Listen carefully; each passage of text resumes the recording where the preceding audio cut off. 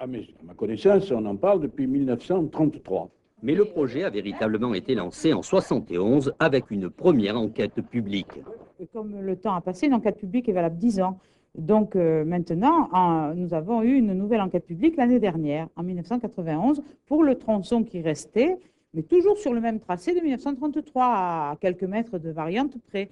Le décret ministériel n'a pas pris de court les 27 associations de riverains, mais ils ont été surpris par l'attitude du ministre de l'Environnement. Nous allons voir Mme Ségolène Royal et elle nous avait donné rendez-vous avant, confirmé. 3 heures avant. Bon, à partir du moment où elle signe la DUP, pourquoi voulez-vous qu'on aille la voir? Ça n'a plus d'objet. Hein. La LE2 comptera 6 voies et nécessite 16 mètres de largeur. Sur cet emplacement sera construit l'échangeur de Saint-Julien, 100 mètres de diamètre. Les riverains veulent un projet moins destructeur. Nous sommes partisans de la L2, mais nous la voulons en tunnel.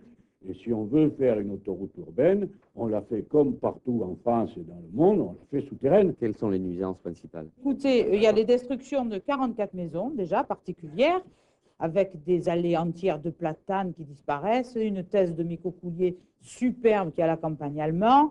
Ça passe même sur un site archéologique aussi à Saint-Barnabé. Cette L2 va traverser le parc de 14 Bastides provençales qu'elle va saccager complètement. Le projet qui résulte du décret ministériel devrait coûter 1,4 milliard. 205 millions supplémentaires ont été accordés pour l'environnement. Rehaussement des écrans anti-bruit, abaissement du profil entre les Cailloles et Florian et couverture totale de la section Montolivet et Bois-Luzy. Mais cela ne satisfait pas pour autant les 27 associations regroupées dans un comité de défense. Moi, je considère que les murs anti-bruit ne sont pas une amélioration, mais un rapiessage, et que sur les 5 km qui restent à construire, il y a 4 km à ciel ouvert. Alors dites-moi si c'est acceptable. Pas de trêve de Noël pour le comité de défense qui étudie la possibilité de déposer un recours au Conseil d'État.